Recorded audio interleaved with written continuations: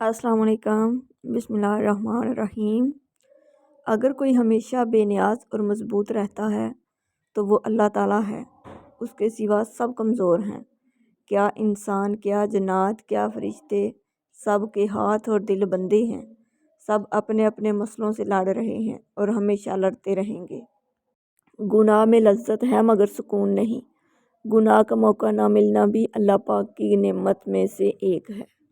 نفسیات کے مطابق جب کوئی آپ کو یاد کر رہا ہوتا ہے تو اس کے دماغ کی انرجی آپ کی سوچ سے ٹکراتی ہے، آپ کو بھی اس کی یاد آنے لگتی ہے، بشرطیکہ کا وہ شخص آپ کو جانتا ہو۔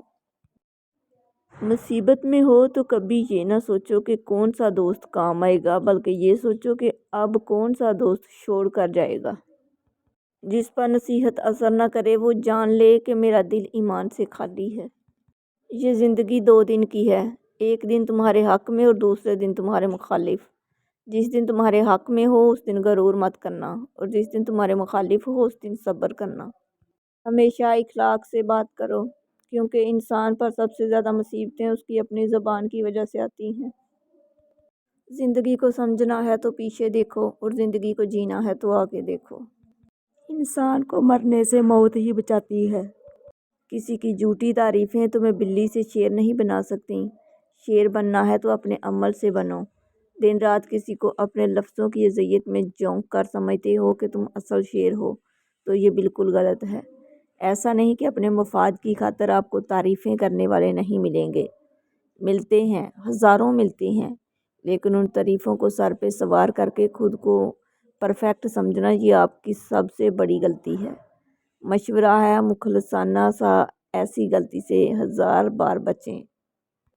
خاموشی ایک عظیم نعمت ہے، خاص طور پر اس وقت جب اختلافات زیادہ ہوں، آوازیں بلند ہوں، علم کی کمی ہو اور دلیل کی کوئی اوقات نہ ہو۔ ایک روز کوئی آئے گا لے کر فرصتیں، ایک روز ہم کہیں گے فرصت نہیں رہی۔ اپنے اندر سیدھی راہ کا ہونا اچھی بات ہے۔ روحانیت کیا ہے؟ روح یا نیت؟ روح اور نیت کا ایک ہونا روحانیت ہے۔ خدا کو نہیں چاہیے تیرے ماتھے پر محراب، اے انسان بس اس کی مخلوق کا خیال رکھ۔ اس دنیا میں 2 طاقتیں ہیں، ایک تلوار کی طاقت اور دوسرا دماغ کی طاقت، لیکن دماغ کی طاقت کو شکست دینے والی تلوار ابھی تک ایجاد نہیں ہوئی۔ زمین پر سب سے طاقتور فتح انصاف ہے۔ اگر آپ ضرورت مند ہیں تو زکوٰۃ لیجئے، جہیز نہیں۔ طاقت کی لالچ اور عہدوں نے بہت سے بہادروں کو سیدھے رستے سے بھٹکا دیا۔ جب معاملہ اللہ کے سپرد کر دیا کرو تو معاملے اور اللہ کے درمیان سے نکل جایا کرو۔ جب لوگ دل سے اترتے ہیں تب ان سے بات کرنا تو دور، ان کی شکل دیکھنے کا بھی دل نہیں چاہتا۔ انسان کا زوال تب شروع ہوتا ہے جب وہ اپنے مخلص لوگوں سے منافقت شروع کرتا ہے۔ ہم نفرتوں کے اتنے عادی ہو چکے ہیں کہ محبتیں بانٹنے والے کو بھی شک کی نظر سے دیکھتے ہیں۔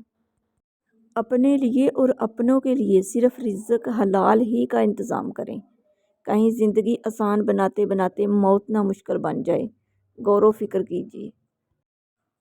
فاصلے انسان کو دور ضرور کرتے ہیں مگر اچھے ہمیشہ یاد رہتے ہیں، دلوں میں بھی، لفظوں میں بھی اور دعاؤں میں بھی۔ جس مٹی کو برتن میں بدلنے والی آگ ہے، اس طرح ناپختہ انسان کو کامل بنانے والا صبر ہے۔ کردار اچھا رکھو، معیار خود بن جاتا ہے۔ ہم تو برے ہیں جناب، آپ کے رابطے ہیں فرشتوں سے۔ سمجھدار ہونے کا سب سے بڑا نقصان یہ ہے کہ آپ وہ بھی سمجھنا شروع کر دیتے ہیں جو آپ کو نہیں سمجھنا چاہیے۔ پیدا کرنے والی ذات کی قسم، رحمان نے انسان کو بہترین سانچے میں ڈال کر پیدا کیا، جہنمی اور جنتی وہ بعد میں بنتا ہے۔ اے اللہ، جیسے تو اندھیری رات کے بعد خوبصورت روشن صبح لے آتا ہے، ایسے ہی ہماری زندگیوں میں روشنیاں، امن، محبت اور خوشیاں عطا فرما۔ دعا دل سے مانگی جاتی ہے، قبول کرنے والی اللہ کی ذات ہے۔ اس پر توکل رکھیں اور دعا پوری ہونے کا انتظار کریں۔ اللہ سب کی سنتا ہے، وہ رب مہربان ہے، کریم ہے، اس سے بڑا دعاؤں کو سننے والا کوئی نہیں۔ کچھ چیزیں اپنی حیا کی وجہ سے انمول ہوتی ہیں، خاص ہوتی ہیں، قیمتی ہوتی ہیں اور نایاب ہوتی ہیں، جیسے جنت میں چھپی حوروں کی حیا، بند سیپ میں چھپے موتیوں کی حیا، گہرے پانی میں چھپے گوہر کی حیا، کوئلے کی کان میں چھپی ہیرے کی حیا، ساحلوں کی ریت میں چھپی سیپ کی حیا، آنکھ میں چھپی آنسو کی حیا، پردے میں لپٹی لڑکی کی حیا۔ تم یقین رکھو، اندھا یقین رکھو، کیونکہ تمہارا یقین اس رب پر ہے جو یقین نہیں توڑتا۔ وہ تمہاری تڑپ، تمہارے آنسو ضائع نہیں جانے دے گا۔ وہ تمہیں وہ دے گا جس پر تم زندہ ہو، ایک کن کی آس لیے بیٹھے ہو۔ بہت جلد کن ہونے والا ہے۔ تم الحمدللہ کا ورد جومتے ہوئے کرنے والے ہو۔ بہت جلد سب بدلنے والا ہے انشاءاللہ۔ گھڑی کی طرف مت دیکھو، بلکہ وہ کرو جو گھڑی کی سوئیاں کرتی ہیں۔ خاموشی سے اپنی دن میں بس چلتے رہو۔ ماں باپ اپنی اولاد کو دنیا کی ہر چیز سکھا دیتے ہیں سوائے اپنے بغیر جینے کے۔ پاک ہے میرا رب جو کیڑے کو پتھر کے اندر رزق دیتا ہے۔ پاک ہے میرا رب جس نے بغیر پلر کے آسمانوں کو کھڑا کیا ہے۔ پاک ہے میرا رب جو ہر مخلوق کو رزق دیتا ہے۔ میرا رب پاک ہے، میرا رب قادر ہے، میرا رب کریم ہے، میرا رب رحیم ہے، میرا رب غفور و رحیم ہے۔ بے شک ہر چیز کے بارے میں آپ یہ نہیں کہہ سکتے کہ یہ بے ذات خود اچھی یا بری ہے۔ کچھ چیزوں کا برا استعمال ان کے اندر برائی کا اثر اتنا راسخ کر دیتا ہے کہ ان میں آپ کے لیے اچھائی ختم ہو جاتی ہے۔